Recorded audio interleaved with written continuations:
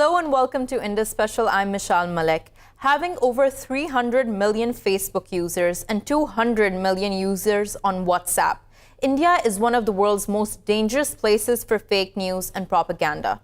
Several instances from fake WhatsApp messages leading to lynchings to hate spewed against Kashmiris, which led to mob violence against them, has proven this. But with the elections right around the corner, can we expect this to get worse? On tonight's show, we'll try to explore and discuss this with our panelists. Joining us for this discussion is Ravale Mohydin, who's an analyst from TRT, joining us from Istanbul. We also have Hira Arif, who's a research associate at the Research Society of International Law in the Lahore studios with us, and Dr. Ian Cook, who's a political expert, head of discipline at Global Studies, Murdoch University. Thank you all for joining us. Ravale, let me begin with you. So when we talk about India and its context of social media, it's important to remind ourselves that Narendra Modi, the Prime Minister, has one of the largest followings in the world as a politician. How do you think he's cultivated his image on social media?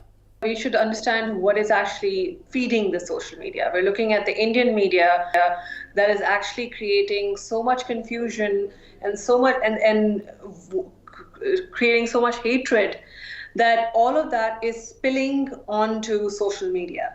Now, Narendra Modi, who has had an exceptional PR record throughout the world, he's cultivated his image very carefully. Now, all of that is not matching up with what the Indian media has been portraying since ever since Pulwama happened. So the carefully cultivated image of Narendra Modi, his party, and whatever the secular image of India, all of that has been under threat since the Pulwama attacks. And recently, with the conflict with Kashmir, with Pakistan, all of that has actually crumbled. Already BJP was facing a lot of threats, a lot of, they had really a bad record when it comes to the Indian Muslim minority rights. But now it's become even more apparent that they are not being able to maintain the image that Narendra Modi had so carefully cultivated. Ravale, you keep talking about how he carefully cultivated an image for himself. What image was that exactly? That image was somebody who was no-nonsense, business-oriented, economic development-oriented person who did not want to appease anybody in India for any kind of, he just wanted to do India first. And India is a beautiful place. You must visit India, smart India, technologically forward India, the most inclusive India. That is not, that image is no longer there because, that image has been replaced with the India that is not, it's not friendly to everyone. Ravale, but isn't it true that a lot of the policies he promoted even during his election campaign were geared towards showing a very masculine, nationalist sort of an India, what Modi tried to do, and that is in line with what we see unfolding now? Sure, he did. The other flip side of the coin was basically he wanted to make sure he was very pro-Hindutva, which was Hinduism, promoting the Hinduism, Hindu version of India, that it was actually a place for Indians, for Hindus, and no longer secular. That is aligned with how the Indian media has been portraying this whole image, this whole episode. This episode has been about how India is for Hindus only, and Kashmir, which is supposed to be a part of India, the largest Muslim majority state, is not being given importance throughout this episode. So Ravale, hold on to that thought. I want to bring Dr. Ian Cook into this discussion too. Ian, as Ravale has pointed out as well, and we've seen that many policies of Modi's that he tried to attach to his regime have failed. The demonetization policy, the promises he made to the farmers, they failed. Wanting an India that was more safe for women, that has failed. On many fronts, Modi's government has failed. So how important is good PR at this moment? How important is propaganda at this moment for the Modi government for the upcoming elections? Well, I mean, it's extremely important, as you say. I mean, things haven't been going that well for Narendra Modi, and now we've got a situation where I think, as we were just discussing, this sort of Hindu nationalism, which is a central part of his campaign, can be projected really effectively in this particular moment. So this is a moment where Narendra Modi can maybe recapture some momentum and start moving toward this next election with even more likelihood of winning than he already has. Yeah.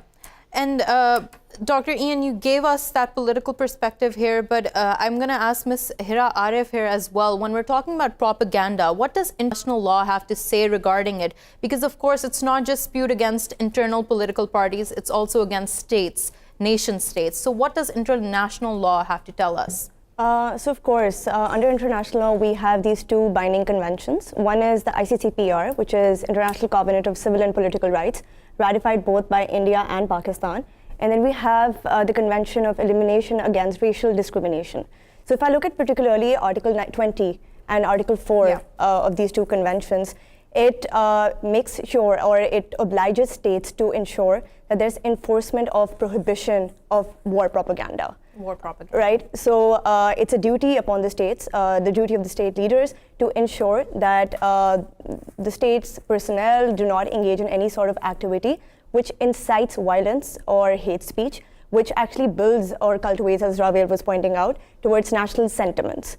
So on the contrary to what you've stated, that this has been ratified, but what we saw after post-Pulwama was exactly the opposite. There was a lot of warmongering coming from the Indian side, coming from the Indian media. So what happened? Was there a complete disregard of the convention? That's actually really interesting, but there are certain aspects we have to consider while we're evaluating also under international law. So firstly, in light of the Pulwama attack, which you were talking about, I was reading this article where right after the attack, there was a rampant dissemination of videos and footages, fake videos and footages. And in fact, some of the footages which were being circulated were of the Iraqi war and not the Pulwama attack itself, right? So that is completely not legitimate. But I think that the boundary line is we have to make sure, or under international law, whether that particular act itself, what is the real motivation or the objective behind that act? Does it incite violence? Does it promote war propaganda? Does it lead to warmongering or not? And only under that particular ambit, under international law, will it further lead to a violation by the obliging state. So, Ravale, as you've heard Ms. Hira talk about the fact that we need to evaluate whether that led to the incitement of violence, what can you tell us? After Pulwama, we did see how Muslims, Kashmiri students all over India were under attack. So wasn't this propaganda, wasn't this fake news, in fact, inciting violence? Absolutely. I mean, Ms. Hira is actually pretty spot on that. The fact that, there are images of the Iraq war flashing across Indian screens and is definitely incitement. I mean, Kashmiri students across India were told to leave their universities. What else? There is no other proof. This is war journalism. This war journalism, what it means is basically journalism that incites war, that creates an environment that is conducive to war. And we all know, and this is not just in India, across the world, whenever there is a war, nationalistic sentiment rises. And that nationalist sentiment is going to feed into, like we discussed earlier, Narendra Modi's campaign, how he won previously on the nationalist sentiment as well. He's trying to increase that right now. Mostly because to gain weight, gain votes, also to make sure that people kind of forget Ravale, so I take your point here about what Modi is trying to do, but what we were seeing post-Pulwama was how journalists, independent media houses, social media, it was ransacked with a hate speech. It was talking about war claims. What do you think happened there exactly? Was there a complete lapse in editorial policy, or was the editorial policy geared towards wanting to escalate tensions? I think the editorial policy was driven by what the government wanted. It was driven by the government's what they wanted to achieve, they wanted to get out of this.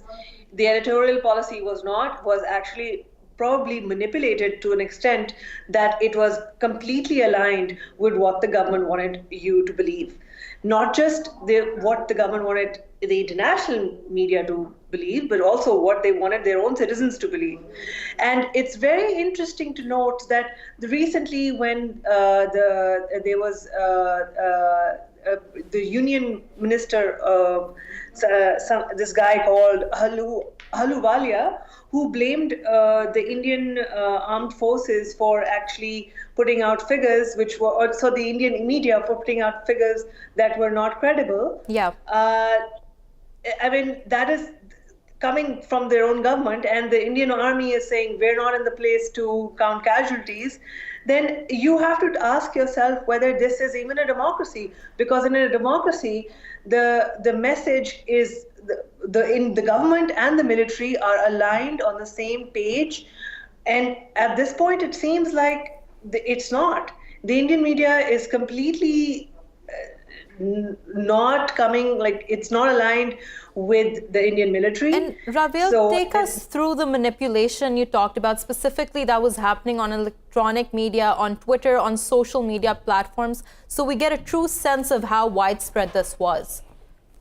So like Hira said, there was rapid dissemination of fake news, fake images, trying to incite violence.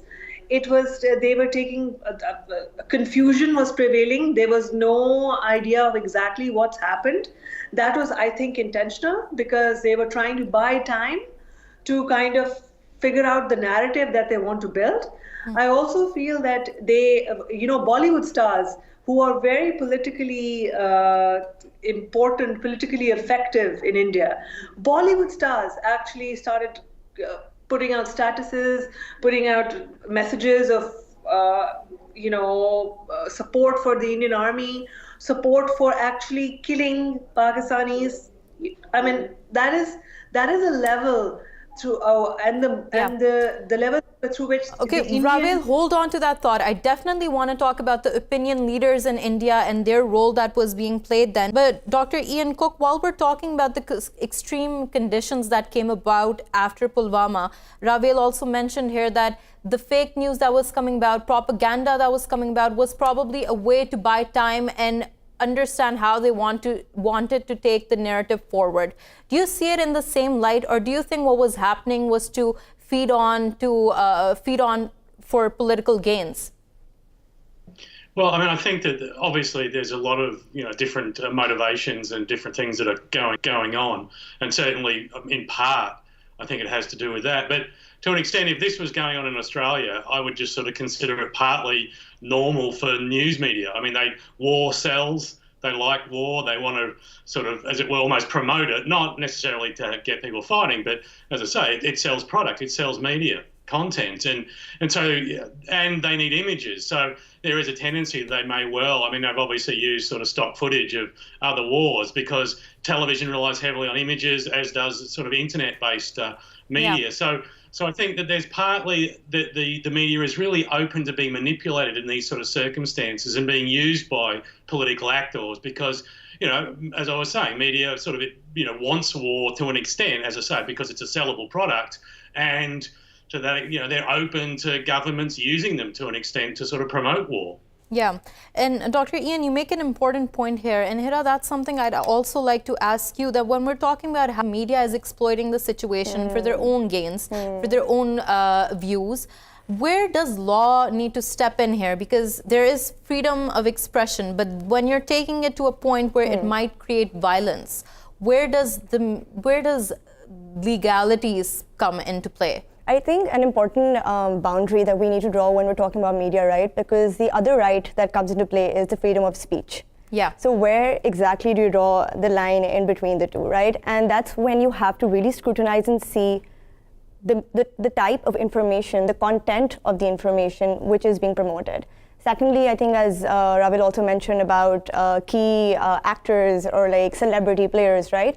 If they're in a position of influence or power, are they inciting or promoting any sort of information which will lead to further aggravation of the war situation or not? But who in this situation tries to examine and evaluate who is towing which line? Because if the government itself is highly politicized and of course it is working according to an agenda, does the international community step in? What needs to be done in that regard? Okay, so this is a very interesting question because, so for instance, in this situation, if the state itself, firstly, the state is supposed to act responsibly. It's ratified this particular convention, it needs to oblige, and it will, if India, as in this particular case, if Pakistan as a state files a complaint against India in the United Nations, India will of course defend itself under these particular paradigms that it hasn't caused any sort of fake dissemination of news, or it's not inciting any violence or any hatred, or not playing on nationalist sentiments, right? But I feel there are other, as you said, there are key other actors in the international arena. They have the right to complain and take action against India over here in this particular case. Okay. So, Ravale, going back to something we were discussing earlier in terms of Bollywood and the celebrities there, of course, we have to keep in mind that it's not just the celebrities, even politicians are involved in the movies being made. One of them that has made a lot of news is the accidental prime minister, in which the former Congress leader is being shown in a bad light. So how do you think in India, with Bollywood and with the media industry being so large, it's being manipulated for political gains at this point in time? Absolutely. So there have been studies that have looked at how Bollywood has been, there are studies which show that Bollywood has been used as a tool for Indian policymakers. Also, there have been studies that actually show that Bollywood has been used as a voice of some kind of rebellion against Indian politicians. So it was interesting. It's interesting to note that ever since, and this is my personal observation, ever since the BJP has come into power, you must have noticed that there's an increasing number of movies coming out of India that are very pro-nationalist sentiment, especially after Uri. So when Uri happened, the movies came out to kind of propagate Indian national sentiment. So what's happening here is that India is using all institutions that there are. Bollywood is now an institution. They're using all these institutions to kind of propagate a Hindu nationalistic sentiment, as well as an anti-Pakistan sentiment. And all of that is coming to a head now that the Indian election is near. Even last time, they ran an anti-Pakistan election campaign. BJP is going to do the same thing now. So that is something which Pakistan should be prepared for. And now, as things move forward, Pakistan should be prepared for this. Every 5 years, we're going to have something like this going on, because otherwise it seems that BJP cannot get enough votes. Okay, so Ravale, you mentioned here how these institutions are being used in order to create a pro-India sentiment and anti-Pakistan sentiment. But this specific movie that I talked about, The Accidental Prime Minister, this was also targeting the Congress party over here. So there's a lot of internal politics that's occurring. And BJP might not be the only party trying to cash in on this. What feedback do you think is coming internally? Absolutely. So you must have noticed that during the Narendra Modi's speech at the conclave, he mentioned that the Rafale deal was missing, and that Congress was actually anti-Rafale deal. And it was because of Congress that they had to face humiliation. And that is something which I feel that it was a face-saving move that Narendra Modi played at that time. he actually made sure that the world or the Indians knew that the Rafale deal, delaying the Rafale deal, was the reason behind India's defeat. They also, and Congress was quick to answer and say that this is not the way to deal with this. You are actually blaming the opposition for something that you, in your own, you and power should have been able to manage. They have also not talked about he also tried to glaze over the corruption scams that unearthed. So all of these things are now, part of the whole India-Pakistan tension. All of these things are coming out, and the Indian media is definitely supporting the current government. So Ravale, clearly here we're witnessing how different institutions are being used and exploited. And Dr. Ian Cook, I want to ask you in relation to that. In this day and age, how important is soft power for a diplomatic front in order to get what you want for your political agenda? I think soft power has in some ways become the more important form of power. I mean, I understand in this context we have sort of hard power at work, but for the most part, I think it's soft power that really is the central driver of geopolitics at the moment. And so it's part of I think, what we're sort of seeing in this particular context as well.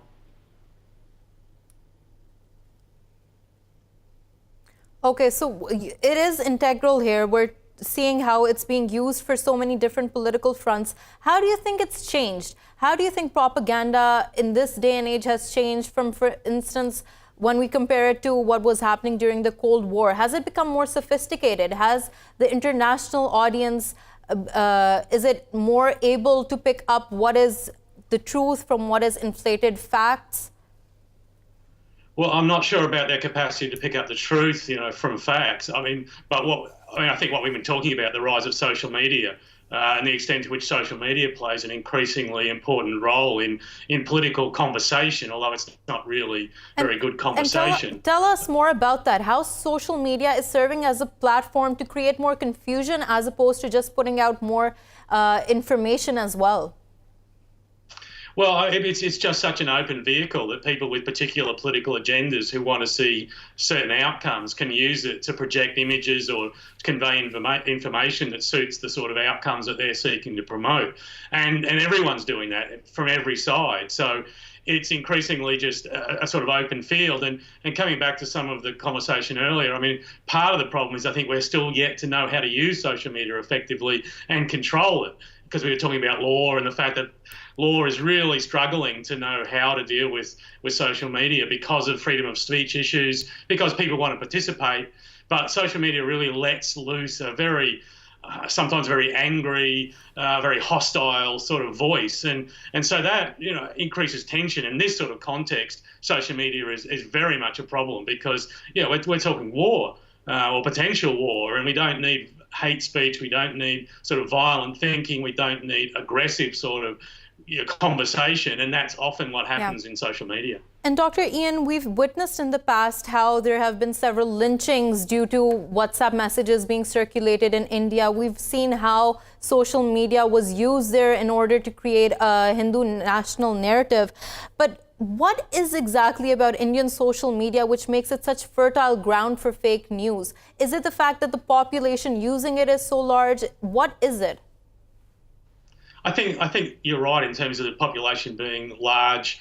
Diversity is at least part of it, but also I guess that there's an extent to which India is its place in the world. I think it's trying to shift and it's trying to sort of project itself even more, and to, that opens up opportunities for people to sort of get behind that, to promote that sort of practice, and so I think that what we've got is an opportunity, and there's a sort of two things working together. Governments with their political agendas can see that social media is a way of helping them to project some of the images they want to project by encouraging the people to sort of speak in a way that validates what the government is doing. And Dr. Ian, last question to you before we go for a break. What do you think with the upcoming elections, what needs to be kept in mind for social media platforms in India? What do they need to be careful of? Well, I mean, I think this is true of all social media, that that we've got to be open to different points of view. We've got to be open to people who disagree with us. So often in social media, people sort of, if they agree with you, they're positive. If they don't, they're angry and hostile, and the arguments and the conversation is very low quality. So it's a lesson from social media in the world that we need to use it in a way to have civil conversation, polite conversation, respectful conversation across very different points of view. Yes, thank you for that, Dr. Ian Cook, for joining us and talking to us. We're going to take a short break. When we return, we're going to discuss this further. Stay with us.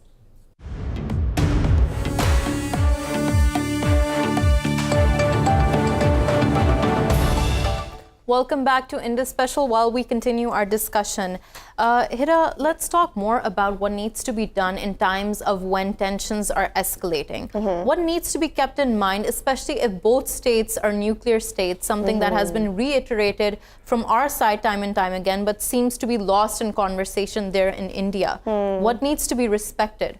I feel firstly, of course, since both of us are nuclear states and the tensions can escalate on a whole new level over here. But something interesting I feel that should be exercised on both fronts. And while we're talking about what you spoke to Dr. Ian also in the previous set, was that of the idea of cyber warfare, right? And social media playing a huge role in actually escalating and de-escalating tensions over here. And I think we have prime examples out there.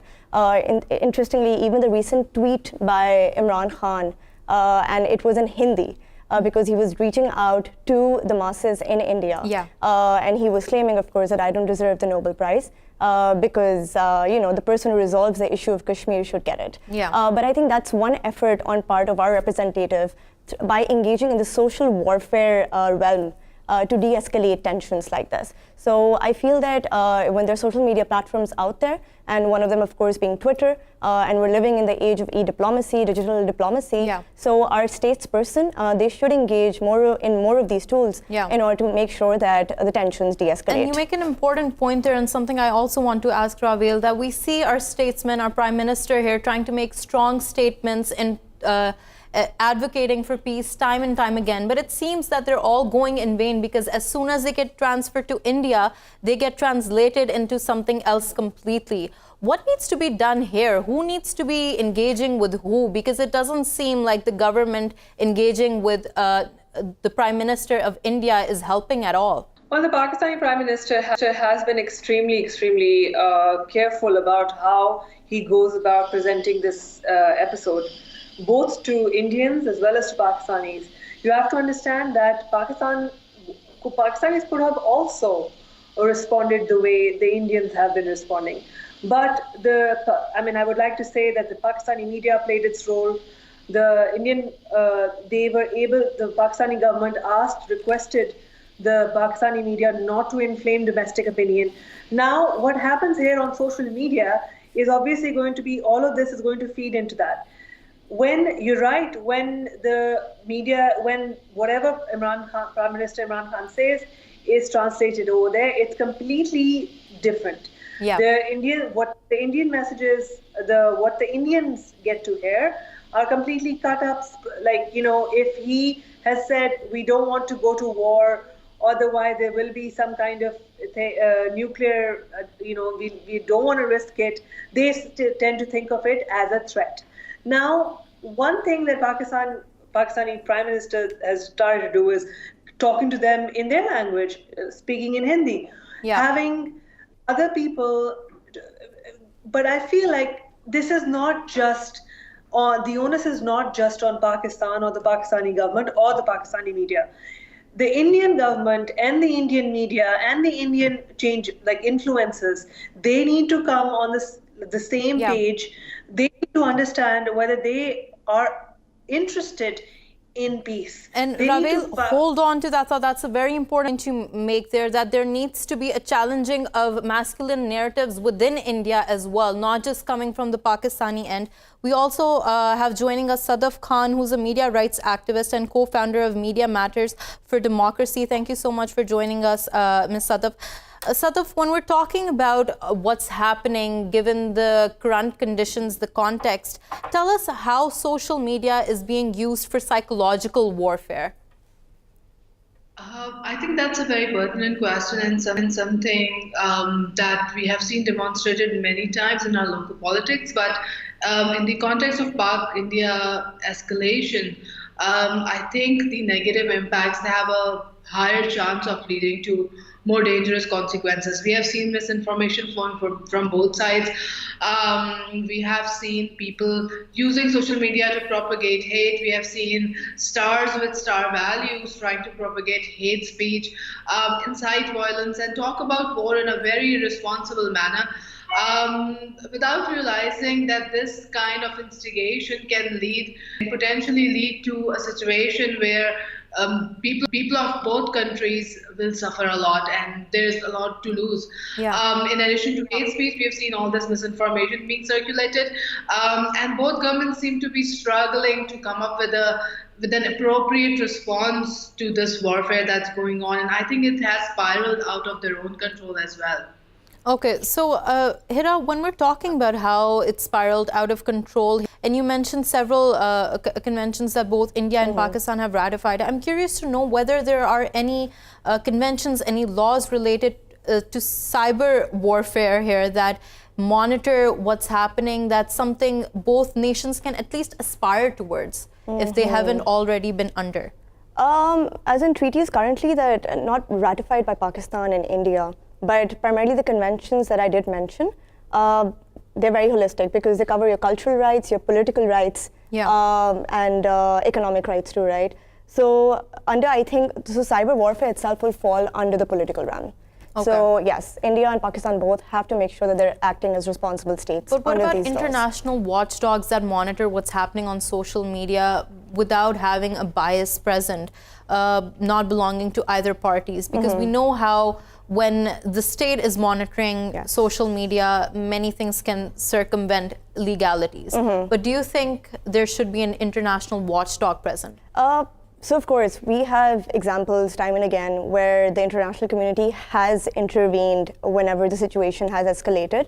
And the US is the perfect example. Yeah. Interestingly, in this particular scenario, we see less of the US intervention, and that could be because of the diplomatic front and because of the relationship existing currently between India and the US itself.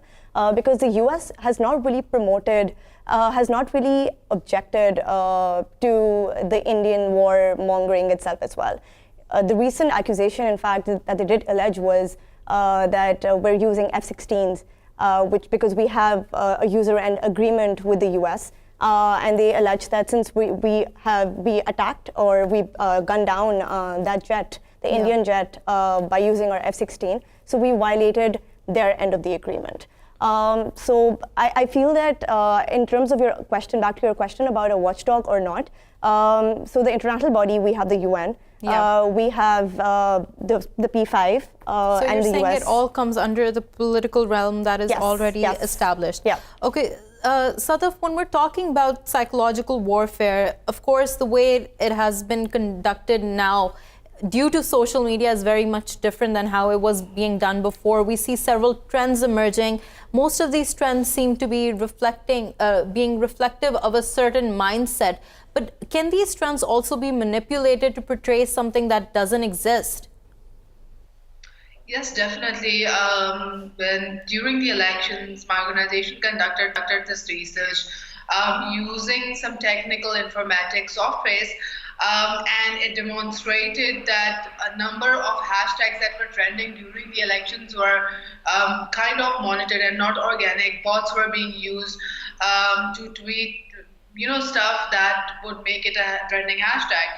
And if that's happening at a local level in Pakistan, obviously India is a much larger IT economy, and obviously they also have much better, I would say, expertise and also, I would say, intentions, motivation to kind of try and create trends that probably send out certain narratives across.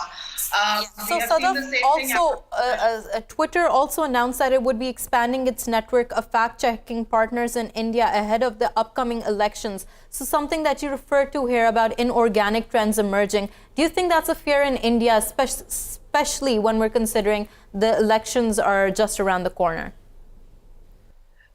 Yeah, so we have to make a difference between fact checking and even if Twitter does engage fact checkers or does do a crackdown against people spreading misinformation, I doubt that they would be looking at how these trends are being artificially manufactured. But it is obviously a very pertinent threat. We have seen how potent it can be in the examples of Brexit and the US elections. After the Cambridge Analytica revelations, it was shown that through Russian-sponsored ads, Facebook, a narrative was created on Facebook and other social media and other online networks that kind of pushed that right-wing agenda forward. So it's not like it has not been done before. Elections have been affected due to the deliberate spread of misinformation, and it definitely would be a fear and a threat to Indian politicians right now. And Sadaf, I want to get to the bottom of this. I've also posed this question to an earlier guest, but what do you think exactly makes India's social media market such fertile ground for fake news and propaganda? What is unique to the market? Because we've seen WhatsApp intervening in the past too. They've created a cap of 5 messages not being allowed to be forwarded because of how that caused much violence within the society. So what is exactly happening there? So actually I would say Pakistan and India have similar markets, but we have seen the direct impact of misinformation much more in India simply because of the size of their social media economy. They have a huge market, they have large numbers of people connected, and the literacy rate, the awareness, the political awareness, that might not be nuanced enough to understand how messaging across online platform works. So people kind of tend to believe messages, especially when they're packaged in a news format or packaged as forwards from people they would otherwise trust. So the inability to make a good judgment call in regards to the authenticity of a message and not having the ways to verify these messages by themselves, that leads to this kind of situation where we have seen violence propagated and translating into real life as well. Okay, we're also joined by Mansha Pasha, who's an actress. Thank you much for joining us, Mansha. Mansha, you've been active on Twitter and social media throughout post-Pulwama, whatever has been happening there. Can you tell us, you were also engaging with an Indian actress earlier about the warmongering tweets. Can you tell us exactly what, in your opinion, should be the role of opinion leaders, of actresses, of actors during such a time like this? I think artists all over the world through history have always been working towards peace, because art in itself can only flourish during peacetime. It's only propaganda that works during wartime, and art can only flourish during peacetime. And the artist that I was actually referring to has actually done campaigns for Pakistan. A lot of her films have been released in Pakistan. She has a fan base in Pakistan. So for her to actually say something like, to call for the destruction of an entire country, you can disagree with government policies. Her own government has been accused of, killings in Kashmir of civilians, of injuries to civilians through pellet guns, but for her to actually go beyond government and beyond policy and to call for the destruction of an entire country is completely unfounded and very disrespectful to Pakistanis, and should be disrespectful to the world at large. That is not the kind of thing that it is called for. This kind of situation doesn't call for that kind of a reaction. It is, like I said, completely unfounded. And Mansha, since you mentioned here how that destruction was completely uncalled for, it's of course important to remember the role that actors and ambassadors of society play in the world at large. So here, what do you think should be respected in terms of boundaries?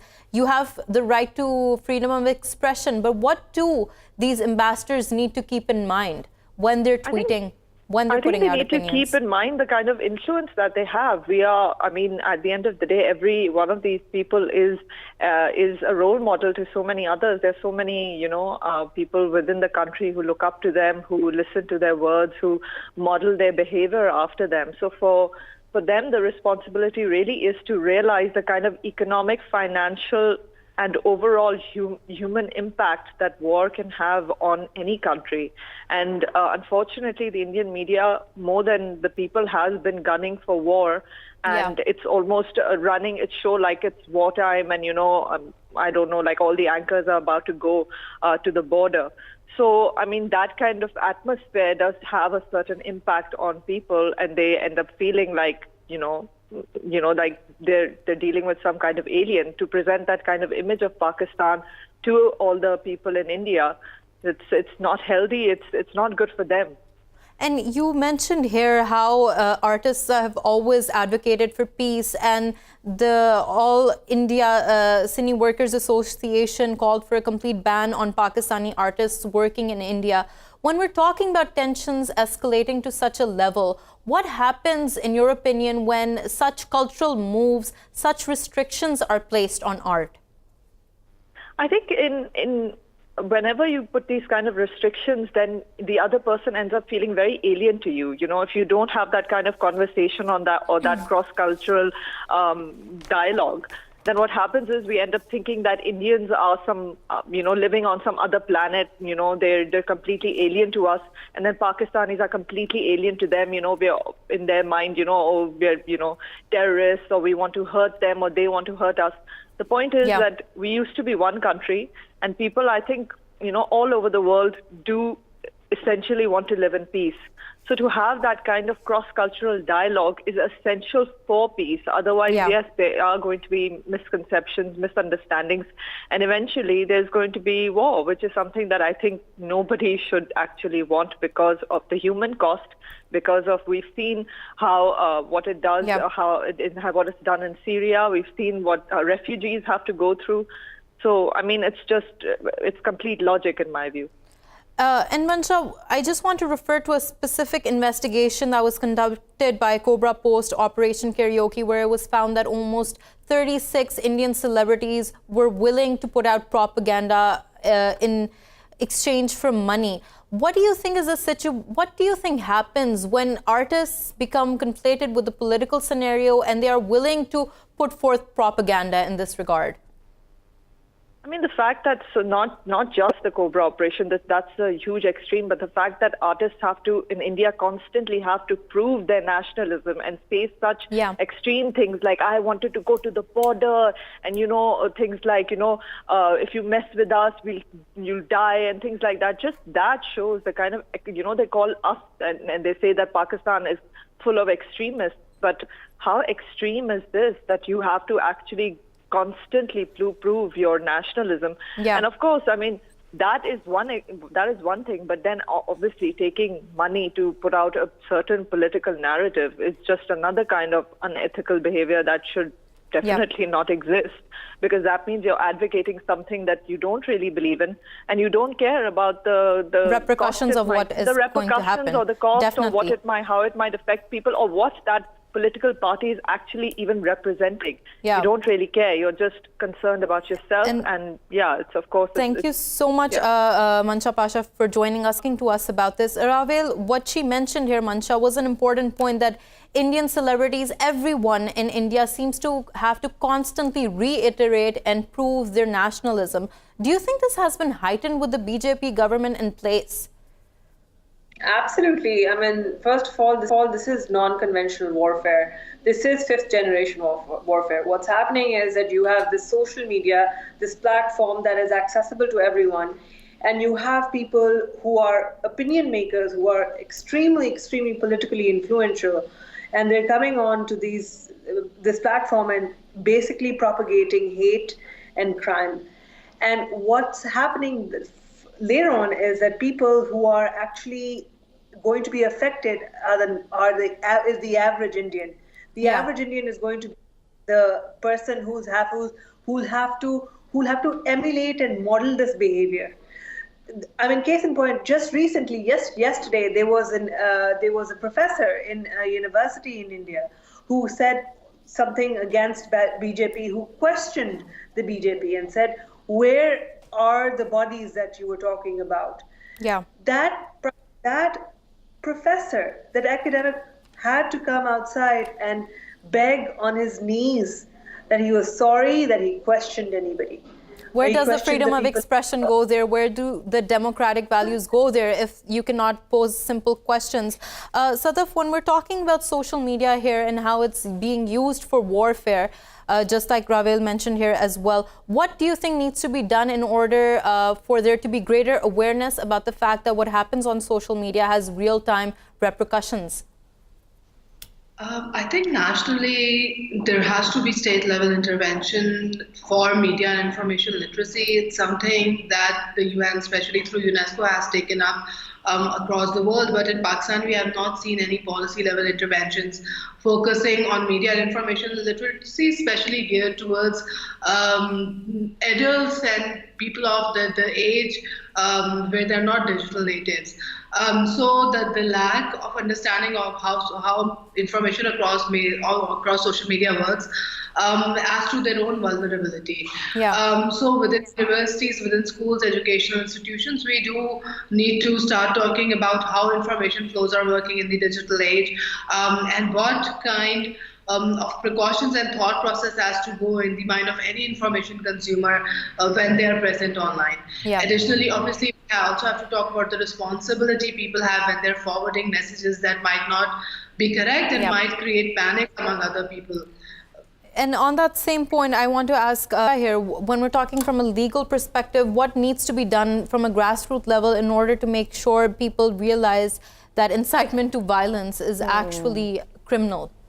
I think legal perspective, I think the most important point is educational awareness, right? In fact, in India itself, because there, as you mentioned, there are enforcement agencies even operating at a local level. Yeah. And I think for WhatsApp itself, they're actually creating and they're going around, there are these educational awareness groups in terms of what exactly is fake news, how to differentiate between the two. Yeah. So I think local actors start getting involved right from the grassroots level, right? And that's the state's responsibility too. Yeah. Yeah. So the state's responsibility definitely is to not succumb to propaganda, but in fact to deflate it at every level.